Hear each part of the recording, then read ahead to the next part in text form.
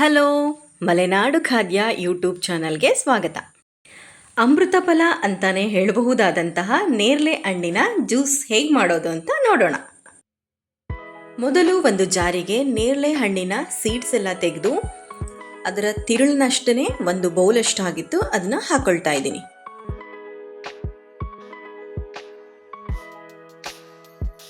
ನಂತರ 2 ಸ್ಪೂನಷ್ಟು ಸಕ್ಕರೆ, 1/4 ಸ್ಪೂನಷ್ಟು ಬ್ಲ್ಯಾಕ್ ಸಾಲ್ಟ್ನ ಹಾಕೊಳ್ತಾ ಇದ್ದೀನಿ.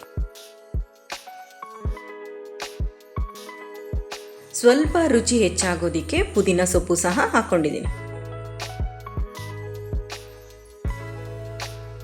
ನಂತರ 1 ಲೋಟದಷ್ಟು ನೀರು ಹಾಕ್ಕೊಂಡು 1 ಏಲಕ್ಕಿನೂ ಹಾಕ್ಕೊಂಡು ಮಿಕ್ಸಿ ಮಾಡ್ಕೊಳ್ತಾ ಇದ್ದೀನಿ.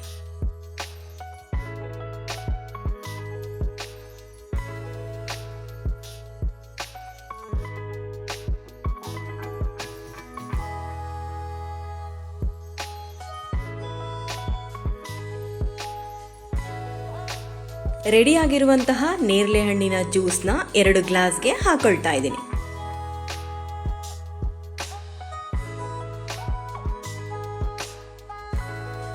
ಲಾಸ್ಟಿಗೆ 1-2 ಐಸ್ ಕ್ಯೂಬ್ಸ್ಗಳನ್ನ ಹಾಕ್ಕೊಂಡಿದ್ದೀನಿ.